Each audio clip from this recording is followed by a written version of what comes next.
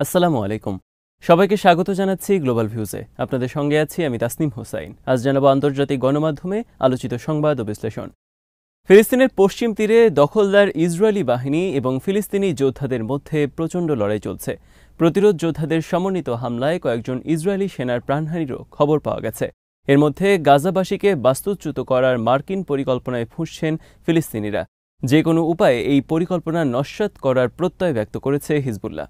আরবের সঙ্গে সুর মিলিয়ে জার্মানিও বলছে ফিলিস্তিনিরা গাজা ছেড়ে কোথাও যাবে না। মার্কিন নিষেধাজ্ঞার বিরুদ্ধে কঠোর অবস্থান নিয়েছে আন্তর্জাতিক অপরাধ আদালত।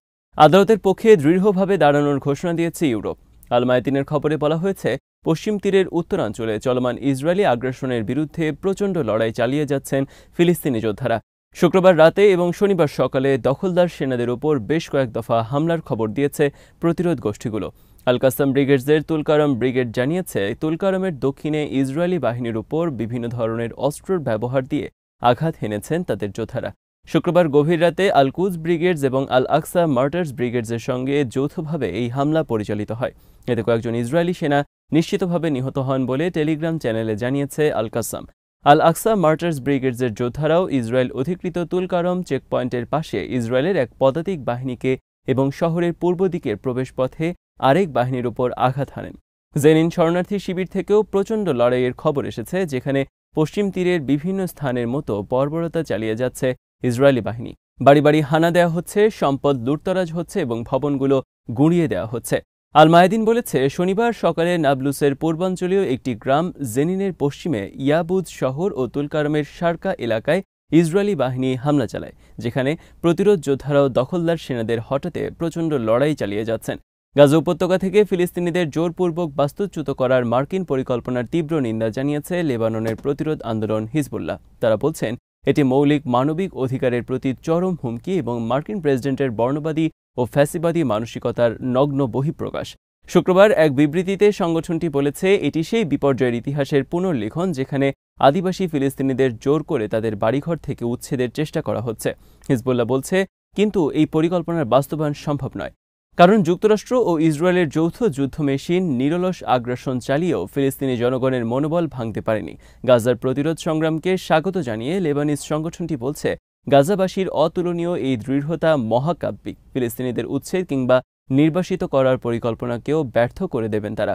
বিবৃতিতে বলা হয়, গাজাবাসীর জীবনমান উন্নত করার প্রতারণামূলক স্লোগান তাদের কানে যাবে না, কারণ এরকম বহু ষড়যন্ত্রের শিকার হতে হতে ইস্পাত কঠিন মনোবল তৈরি হয়েছে ফিলিস্তিনিদের। গাজাবাসীর পক্ষে লেবাননের জনগণের দৃঢ় অবস্থান অটুট থাকবে বলেও বিবৃতিতে বলা হয়। ফিলিস্তিনিরা জানিয়েছেন, যুদ্ধবিধ্বস্ত গাজা উপত্যকার উপকূলীয় পর্যটন শিল্প তথা হোটেল রেস্টুরেন্ট তারাই গড়ে তুলতে পারবেন এবং গাজা পুনর্নির্মাণ করতে তারা দৃঢ় প্রতিজ্ঞ। একই সঙ্গে তারা মার্কিন প্রেসিডেন্ট ডোনাল্ড ট্রাম্পের সেই পরিকল্পনা প্রত্যাখ্যান করেছেন, যেখানে তিনি গাজাকে জনশূন্য করে বিলাসবহুল নগরী বানানোর কথা বলেছেন। ট্রাম্পের পরিকল্পনা প্রত্যাখ্যান করে আসাদ আবু হাসেইরা নামে গাজার এক রেস্তোরাঁ ব্যবসায়ী রয়টার্সকে বলেছেন, সবকিছুই আমরা পুনর্নির্মাণ করতে পারব। পুনর্নির্মাণের আগেই তিনি তার রেস্তোরাঁ থেকে খাবার পরিবেশন শুরু করবেন বলে জানান। তিনি বলেন, ট্রাম্প বলেছেন তিনি গাজার রেস্তোরাঁ বদলাতে চান, গাজাকে বদলাতে চান এবং গাজার জন্য নতুন ইতিহাস তৈরি করতে চান, কিন্তু আমরা আরব ঐতিহ্য নিয়েই থাকব এবং আরবদের ইতিহাস কখনো বিদেশিদের ইতিহাস দিয়ে প্রতিস্থাপিত হবে না। গাজার এই বাসিন্দা প্রশ্ন তোলেন, হোটেল রেস্তোরাঁ তো এখানে ছিলই, ইসরায়েল যুক্তরাষ্ট্র মিলে এগুলো ধ্বংস করলো কেন? এখন নতুন করে এসব তৈরি করার দরকার হচ্ছে কেন?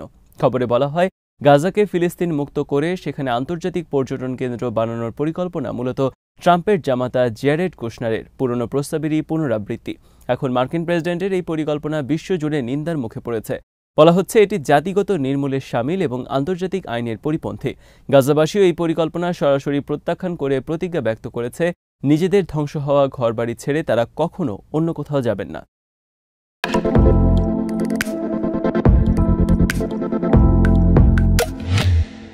যুদ্ধবিধ্বস্ত গাজার বাসিন্দাদের মিশরে পুনর্বাসন করার মার্কিন প্রস্তাব নাকচ করে দিয়েছেন জার্মানির চ্যান্সেলর ওলাফ শোলস। শুক্রবার জার্মান শহর লুডভিগসবুর্গে এক প্রচারণায় ট্রাম্পের প্রস্তাবকে পুরোপুরি খারিজ করে দেন তিনি। জার্মান চ্যান্সেলর বলেন, আমরা কোনোভাবেই গাজার বাসিন্দাদের মিশরে পুনর্বাসন করতে পারি না। শোলস আরও বলেন, আগামীতে মধ্যপ্রাচ্যে যে কোনো ধরনের সংঘাত এড়ানো এবং ইসরায়েল ও ভবিষ্যৎ ফিলিস্তিন রাষ্ট্রের মধ্যে শান্তিপূর্ণ সহাবস্থান বজায় রাখার কথা বিবেচনা করেই পদক্ষেপ নিতে হবে। চলতি সপ্তাহের শুরুতে ইসরায়েলের প্রধানমন্ত্রী নেতানিয়াহুর সঙ্গে বৈঠকের পর ট্রাম্প গাজার মালিকানা নেয়ার ইচ্ছা প্রকাশ করেন।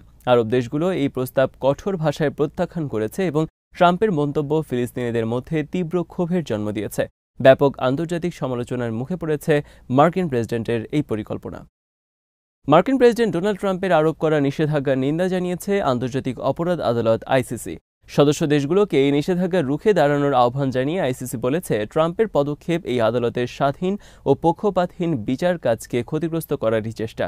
মিত্র ইসরায়েলের প্রধানমন্ত্রী নেতানিয়াহুর বিরুদ্ধে গ্রেপ্তারি পরোয়ানা জারির জেরে আইসিসির উপর বৃহস্পতিবার নিষেধাজ্ঞা আরোপ করেন ট্রাম্প।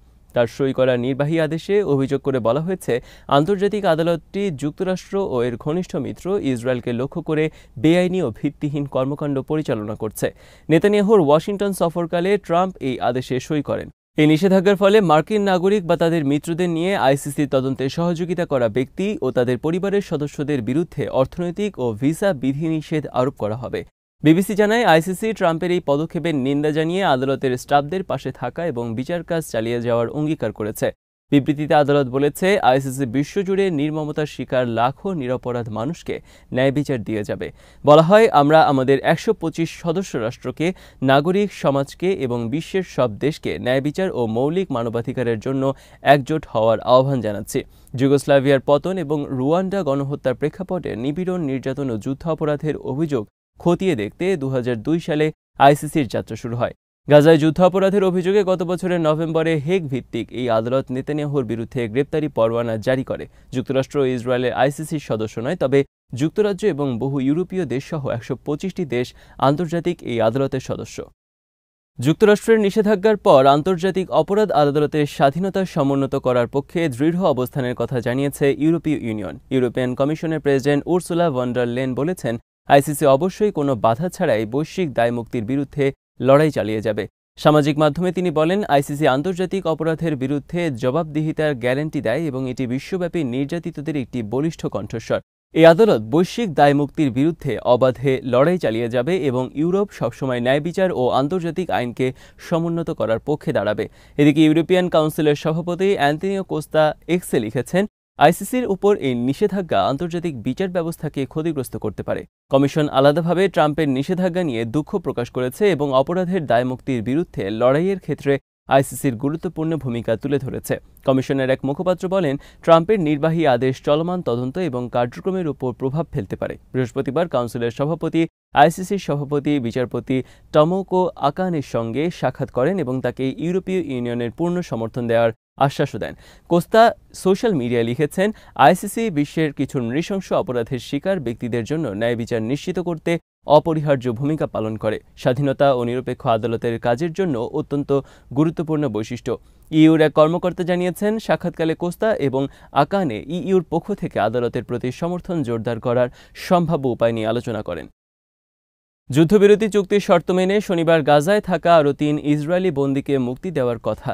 এর আগে হামাসের পক্ষ থেকে এই 3 বন্দীর নাম জানানো হয়। নামের তালিকা পাওয়ার কথা নিশ্চিত করে ইসরায়েলি প্রধানমন্ত্রীর দপ্তর জানায়, 52 বছর বয়সী এলি শারাবি, 56 বছর বয়সী ওহাদ বেন আমি এবং 34 বছর বয়সী ওর লেভির কথা। তারা সবাই বেসামরিক ব্যক্তি।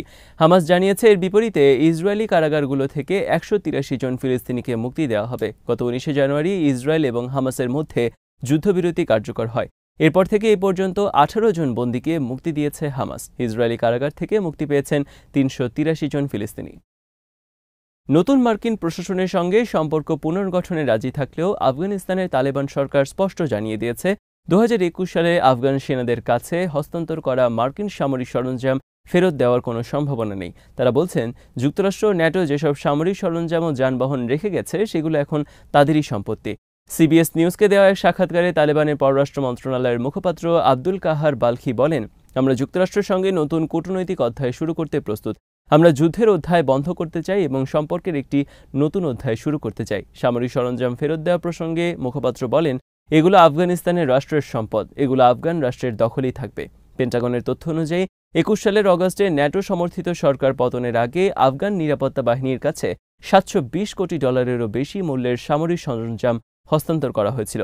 এতে বিমান, হামভি, যুদ্ধ ট্যাঙ্ক, অস্ত্র, গোলাবারুদ, বুলেটপ্রুফ ভেস্ট, ক্যামোফ্লাজ ইউনিফর্ম, যোগাযোগ সরঞ্জাম সহ আরও অনেক সামরিক সরঞ্জাম অন্তর্ভুক্ত ছিল। তবে বিগত 4 বছরে এসবের অনেক কিছুই নষ্ট হয়ে গেছে বা তালেবান যোদ্ধারা ব্যবহার করে ফেলেছে। বাল্কি বলেন, এই সম্পদের বিষয়ে যুক্তরাষ্ট্র আফগানিস্তানের মধ্যে কোনো চুক্তি ছিল না। মানুষ তাদের রাষ্ট্রের সম্পদের বিষয়ে চুক্তি করে না।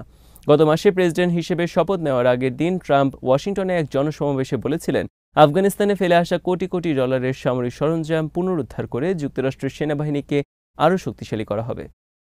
আজ এখানেই শেষ করছি। সবাই ভালো থাকুন, সুস্থ থাকুন আর দেখতে থাকুন বি রিভিউজ। চ্যানেলটি ভালো লাগলে সাবস্ক্রাইব করুন, সংযুক্ত থাকুন আমাদের ফেসবুক পেজে। আল্লাহ হাফেজ।